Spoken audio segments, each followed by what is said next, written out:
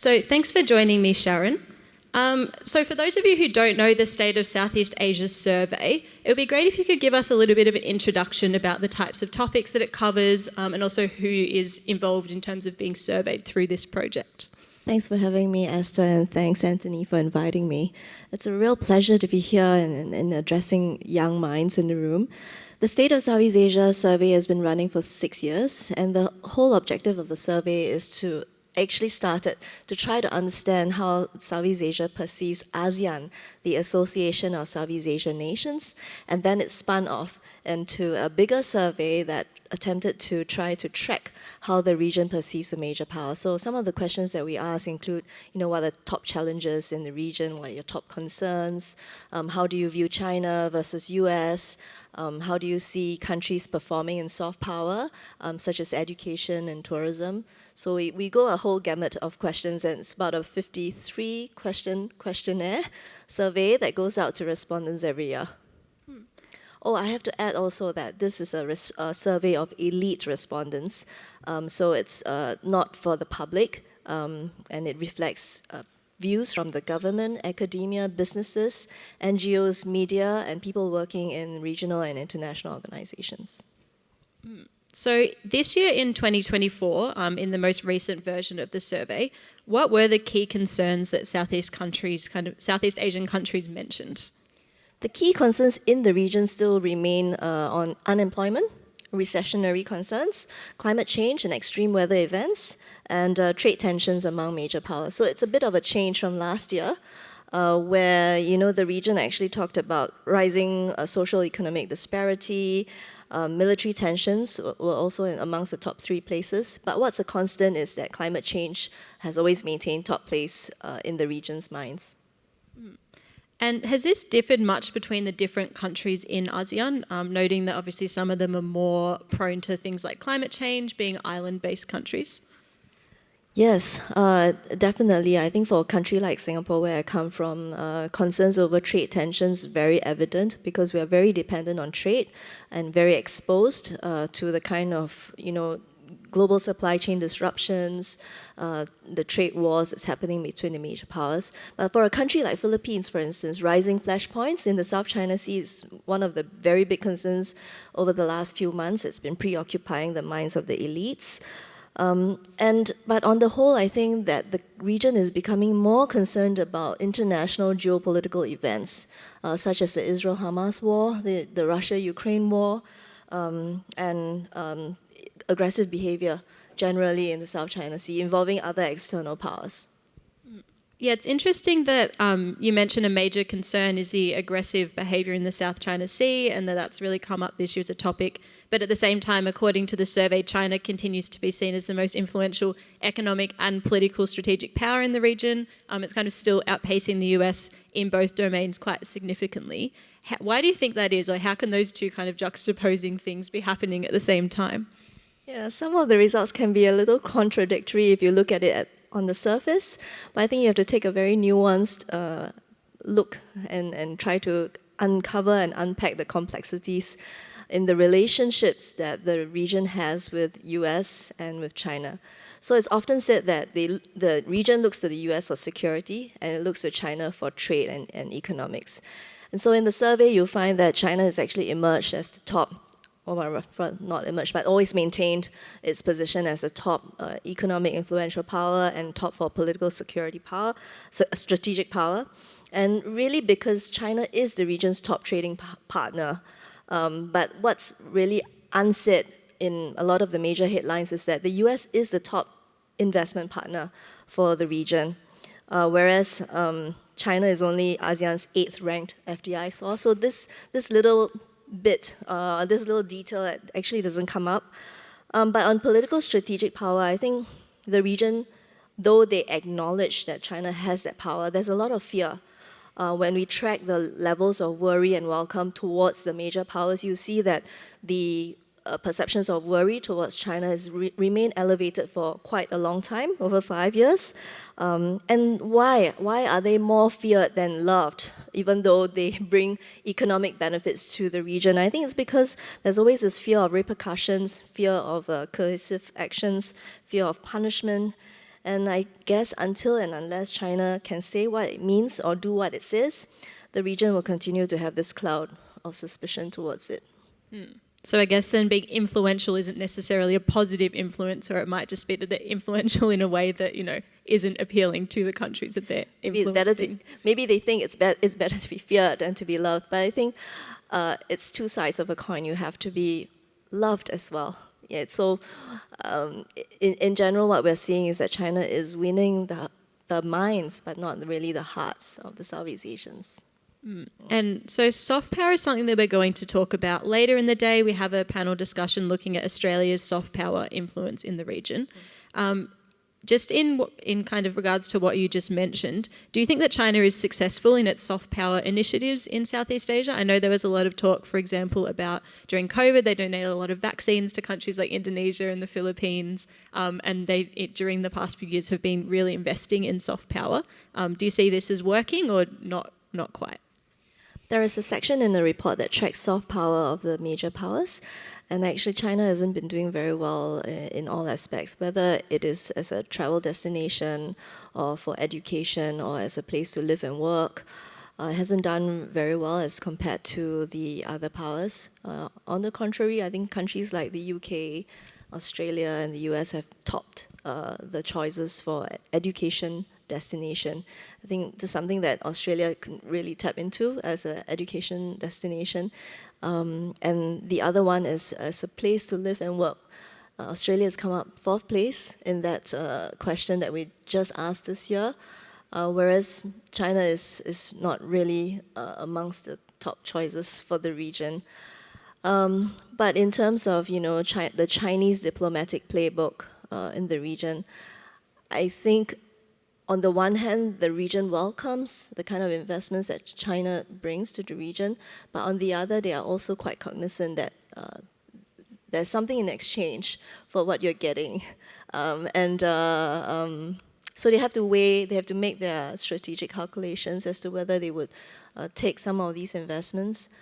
And the major issue actually in the survey is that although China has risen in the ranks for its ability to promote free trade and to champion international law, what the region is seeing in terms of its actions on the ground, it doesn't match with the rhetoric, right?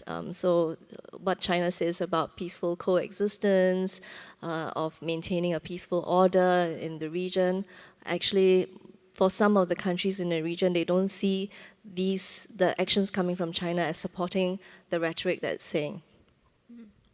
So I guess that's a bit of the information or survey data on China. Wanted to move on to Australia now, and just look at what are some of the overall trends that you've seen in Southeast Asia's view of Australia. So kind of looking at this year and how that's moved and changed from the previous few editions. I'm afraid I haven't got very good news for you. For this year, I think Australia has actually slipped in the rankings. And we've been curious for a very long time why Australia has been underperforming some of the indices. Because you have a very strong foreign policy, you have been nuancing your positions, you have been supporting international law, you've been very active on the multilateral fora like the UN and so on. And so it's quite curious why. And that's why we had a ranking question this year. And Australia came up 7 out of 11 dialogue partners of ASEAN in terms of strategic relevance. So why? I think the trust levels in trade is not coming through in the data. And also the international law leadership that we expect from Australia hasn't really panned out. And in terms of the countries that are more supportive of Australia, it's always been Brunei and Singapore. And for the other countries, which is quite concerning, is that, like for instance in the Mekong, you have been engaged in Mekong for about a decade now with the Mekong-Australia partnership. And that's interesting because you've invested a lot of time and resources, and yet we don't see the countries in that region putting out stronger support for Australia. Yeah, it's quite interesting seeing from the Australian perspective so much celebration of, for example, we've recently had 50 years of Australia-ASEAN relations, 50 years of Australia-Vietnam relations, and seeing, I guess, from the perspective from the region, if that's being celebrated or if that's being held to the same level of importance within government especially.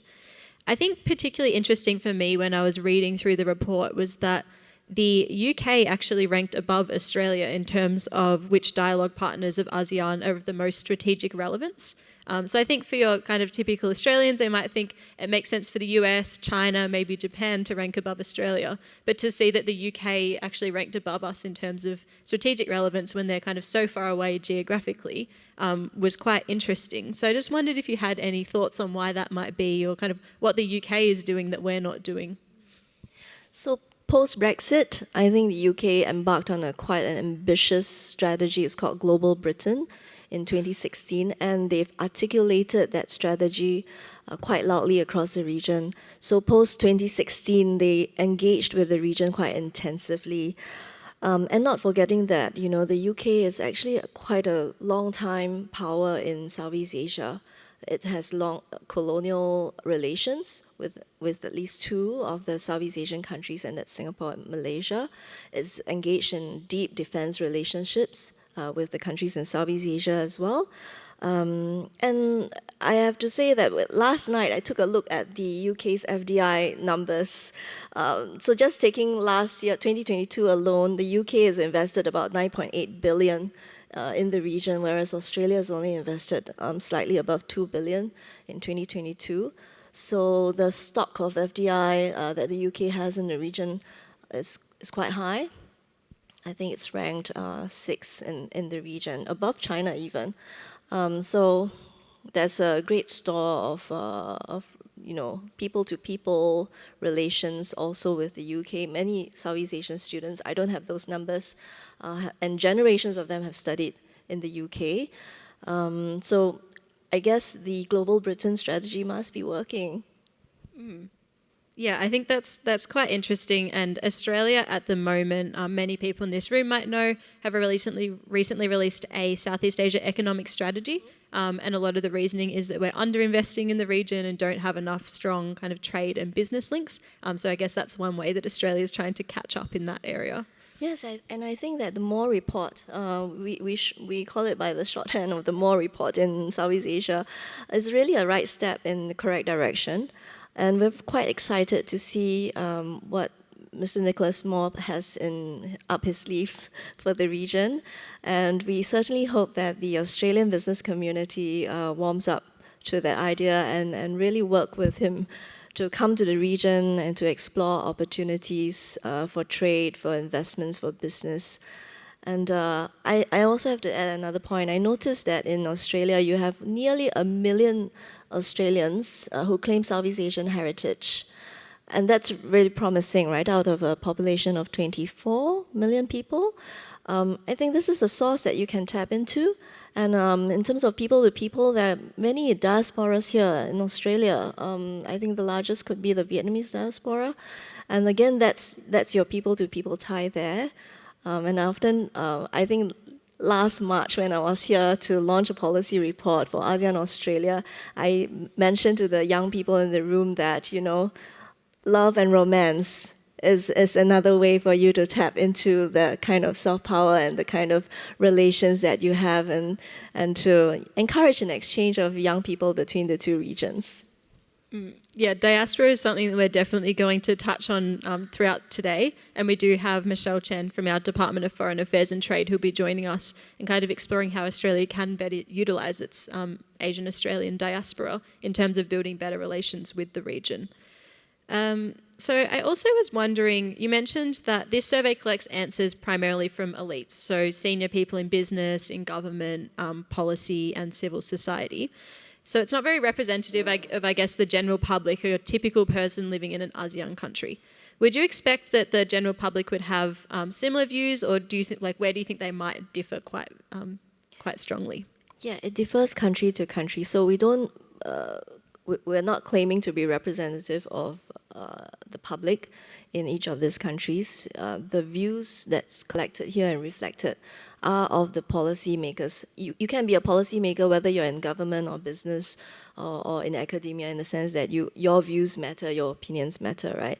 But there are certain differences, and we've observed that, for instance, in Indonesia, my institute does a nationwide poll of Indonesia, usually in the run-up to the Indonesian presidential elections. And it's quite interesting because that one is a public opinion poll. And when we polled them about views towards China, the public does not have as good or as positive a view of China as the Indonesian elites have. So if you look into the survey at the country level, the Indonesian elites' view of China is quite positive, especially in that question on binary choice of, if forced to align, who would you align with? Would you choose China or the US? And the Indonesian elites have a tendency to lean towards China. But on the public level, they are not as positive. Why? Because I think the public is not really seeing the tangible benefits of Chinese investments reaching them. Whereas at the policy elite level, they look at the macro level numbers, and it all looks very positive to them. The other one is Vietnam. I don't have the data, and I don't know if anyone has actually collected data from the public, but at least from media reports and from talking to people in Vietnam, the sensing is that the Vietnamese public tends to be more pro-US. The Vietnamese elite are very careful. They try to maintain a more neutral position towards the US as well as towards China. In my own country, in a Pew survey report that was done 2 or 3 years ago, polling the public about opinions of leaders from major countries, the view towards Xi Jinping is actually quite positive, which is very different from what this current State of Southeast Asia report tells us, which means that the public in China is generally positive. In Singapore is positive towards China, and largely a lot of it has to do with cultural links, business linkages, and so on. And so in terms of those different areas, I know you've already mentioned that Australia doesn't have the strongest kind of FDI and economic ties in the region. But I was wondering what you see as the key areas of opportunity where Australia could improve its standing. So some of those areas where maybe it's been slipping or maybe it's been kind of stagnant and is at the lower end of the list. I think the landscape will change in the next few years, and hopefully with the leadership shown by the government towards Southeast Asia, more of the trade relations will deepen. But one of the key areas I see Australia being able to play a part in is in climate leadership. And Australia has really ramped up and done very well in the last few years alone in ramping up your intake of green energy and harnessing solar and other forms of renewable energy. I think this is something that the region will look to as an example and to learn from the lessons that you have. And also, I think Australia is very well known as a commodities producer, and you have a great reputation there. You have deep years of experience in that sector, and you know that Southeast Asia is some countries in Southeast Asia that hold critical minerals, for instance, are very keen to downstream their industries, and they have been inviting for investments. So I think Australia really can put, a finger in that pie and to try to move into that and share your experiences with the region, and to try to also secure the supply chains, because you are part of the supply chain.